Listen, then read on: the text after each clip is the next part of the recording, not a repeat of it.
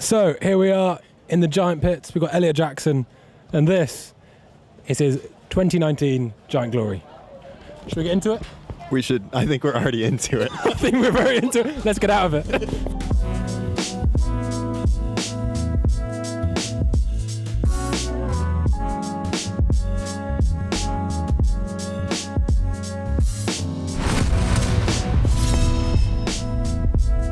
So the big difference between this year's bike and last year's bike is obviously the Fox suspension. Now, for an average Joe blogs like me, I put a few PSIs in, do a bounce on the car park, but I only go into the woods to case jumps and drag brakes. A rider like yourself, how much setup goes into a bike like this? I think you just described my off season. No, it's funny because I rode Fox before, and I think a lot of people would be like, oh, just set it up the same. But every year you have different tracks. Riding style changes a bit. The bike's different a little bit. So it's not that you start from scratch, but you kind of start from scratch. So that's just been us, like over the off season, just getting ready, like getting comfortable, seeing what it's doing. Fox has made a lot of innovation since we were gone, or since I was gone. So and have you been speaking to Fox or working with Fox testing, or have you just kind of got a good base settings through your own riding and whatnot? Yeah, I think that's one of the things that makes Fox unique is that they do have a huge race program, like Jordi Cortez, the puzzler himself. he kind of he's the one. So like I would call him and be like, "Yo, like my bike is not working, or it's not doing this, or whatever," and he'll tell me to do some clicks and it'll work again. Same here, like in Rotorua, there's Peter and all those dudes are here, so I can just go down and it must be great to have someone you can bounce ideas off like that. Yeah, it's good, and it they're professionals. You know what I mean? Like I don't have to like be like, just hold on harder. Yeah, like I don't have to be like, I think that's a quicker rebound. They're like, no, that's not right. Cool. And are you running, is it a Grip 2 damper in there, I presume? How do you like that? It's interesting to have the high and low speed rebound. Yeah, I was going to say that, yeah. Yeah, I haven't really had a chance to really mess with that, but I think it is an interesting thing because the fork doesn't have linkage, you don't have like that progressiveness, which is something that the spacers in the fork kind of help you deal with. But then a lot of the times, if you add spacers, then you get like a really fast rebound from once you get low into the travel. So having high speed rebound would help to kind of control that, which is really cool. I think that's kind of a really nice innovation from Fox. So this bike here is actually running a full Shimano drivetrain, Shimano brakes, Maxxis tyres, which is a real departure from just a few years ago when you were on the SRAM program. Have you noticed those kind of paper cut changes, or is it something that's been bought kind of incrementally, so you just adapted it as you've gone? Yeah, I think, it's interesting because SRAM, when I went SRAM in 2017, that was the first time I had done that.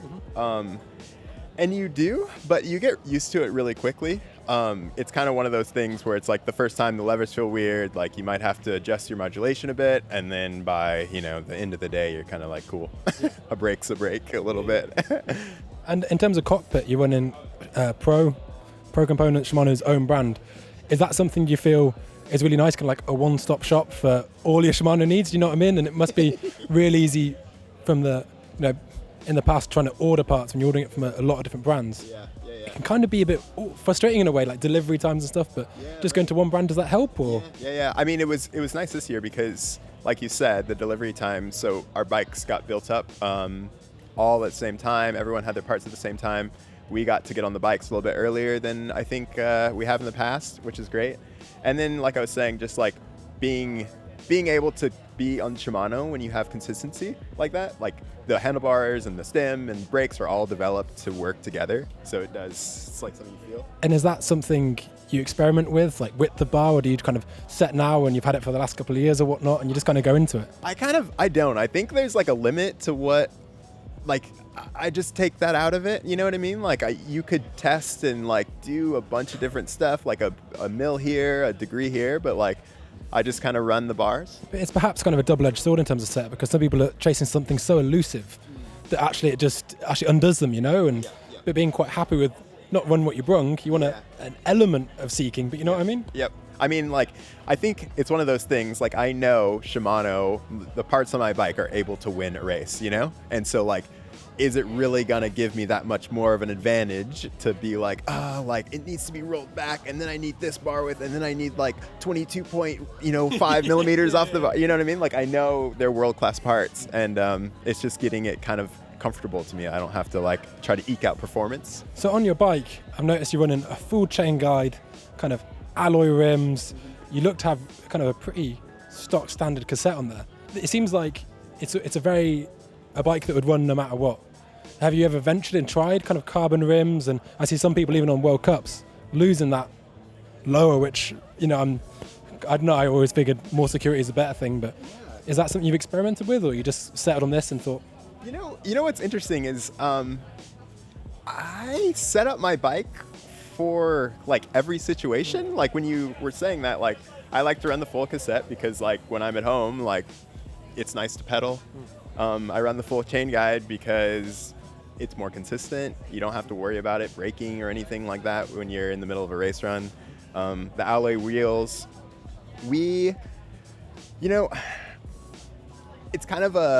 it's something that you could test for us. And like I said, the traction's like a huge thing. So with the alloy wheels, you're always going to get a little bit more flex. You're always going to get a little bit more traction, a little bit more give. We have gone to wider rims over the past couple of years. And that's something that helps with the kind of with that consistency. You don't have to worry about like halfway down the track. And is there an insert in there? No, I haven't run an insert. I've heard the argument with alloy rims that sometimes the cush score upon impact will actually flare out. You know what I mean? Like the rim doesn't want to be pushed like that. Yeah. And especially with that coil suspension, I've heard of maybe, performance-wise, it's not the holy grail. It's actually stressing the rim in a way that perhaps it doesn't want, you know? I mean, that's interesting. Like, it's funny because maybe because I like my bike so much, like a lot of this stuff I haven't even thought of. That's a pretty good place to be. Yeah, like I've never been like, I wish I had an insert in there. I'm just like, oh, this is news. Like, tell me more. Yeah, totally. So I think that's kind of where I'm at. Like, other than suspension and like the Shimano, which was a big change, my bike setup hasn't really changed from the past, over the past 3 years. I kind of just been like little refinements, and like you go down one street, look for some performance, and then like you maybe hit a dead end, you go back. And so I feel like I've kind of done that on every part of this bike. Yeah. And this is kind of what I've ended up with. And so what makes this your glory? You know what I mean? Could you pick out a lineup, do you think? You know, I notice you have the forks slammed down low. Yeah. You know, is that something you've maybe come from moto? You want a high end, or do you just? Yeah, I run a little bit. I run the bars a little bit lower than most people. Like a lot of people you'll see will run the spacer here. So I run a little bit lower bars, but try to keep it a little bit slack. And we're running the straight crowns right now. We're not running the drop ones. So like a lot of people that you see with a lot of space there will run the drops. And then I think the thing that you always will notice about my bike is that the seat tie. So. Well, I'll be. I think that's more from like laziness. Like it got put up in a stand one time, and then I was just like, it's really nice to pedal around. Rumor has it this is the same bike used on the turbo train in the off season. Totally. Yeah, same thing. For sure. Just dual ply tires, just churning through them. And Giant being what is relatively, I suppose, it takes quite a conservative approach to bikes. They didn't immediately kind of hop between wheel sizes early on. Are you going to try sticking a 29 in the front? You say like a high front end. I mean, this will just get that sky high. I know. I feel like I would I'd love to try it. Yeah. Like, it's one of those things though, like going back to going down the rabbit hole, like I've ridden this bike, like this year, like all of a sudden people are like, oh, I need the 29 front wheel. And you weren't thinking about that last year. So it's like, this is my bike. I love it. It's set up right. I'm comfortable on it. So, and you know, it's not made for that, you know? So it's quite a refreshing attitude though. Just, you know, kind of that sort of run what you brung, and, you know, it doesn't become an undoing or something. And that's, I guess, perhaps not by choice, but people that ride bikes at home, that's often kind of the corner they're in. Oh, you just got to ride a bike and enjoy it. And once you're kind of free of the other stuff, you might be able to enjoy it a bit more, eh? And like I said, like, it's not like it's a world-class bike, like capable, all class leading. Totally, like capable of like winning races, and so it's not like I'm like, oh, this is all I have. It's like, this is all I have. Like, this is sweet. Like, I'm stoked on it, right? Yeah, because I guess the Giant has actually been in this kind of iteration for a few years now, but I suppose that's off the merits of designing a bike that, when it came out, it was really quite progressive, and it still, you know, sits kind of in the middle of the band now. I'm sure you could quote at the top of your head, was it a 470 reach?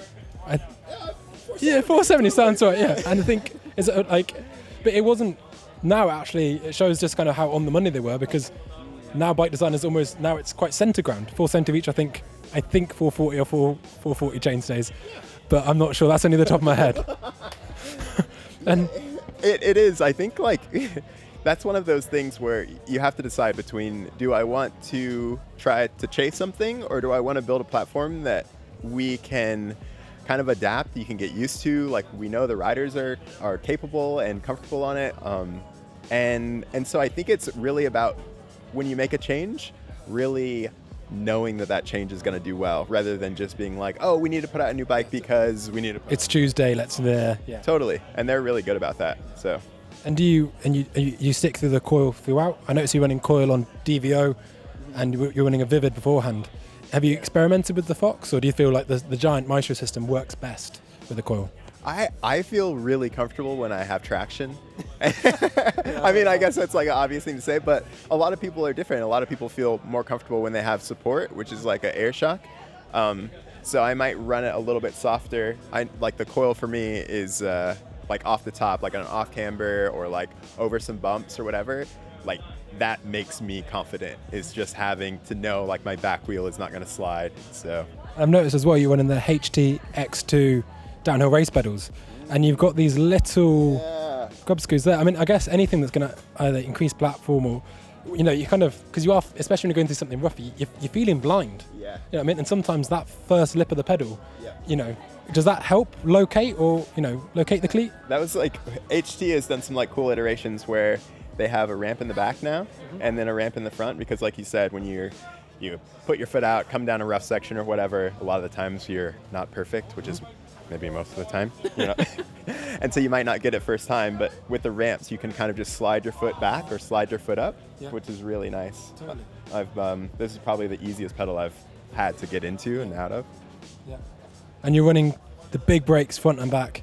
I saw, actually, speaking of your friends at Fox, that thing on YouTube where they're discussing the merits of a 180 disc out back, or do you always just run a 200 out back? Yeah, I've never tried a smaller rotor. I guess coming from moto, that's the way they come. They've got engine braking as well, which is quite a big factor.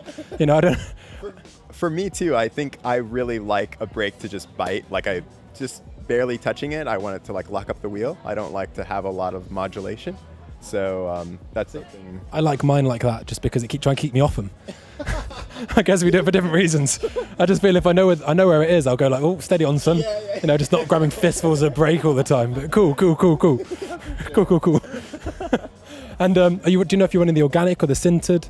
I run the organic because you get a lot of initial bite with those. Yeah. So you might lose a little bit of power like at the end of a gnarly, you know, Val de Sol run. So you might switch it up with that. And then also in the mud, we end up maybe running the sintered. I always call them steel. Yeah. But yeah, so that would kind of be the only time, less for feel and more for conditions. So Eliot, thank you very much for talking us through your bike. Best of luck this weekend. Thank you. If you want to check out another downhill bike and see Blake's Canyon Sender, click here. And if you want to know what to look for Tyres, click here. Thanks, man.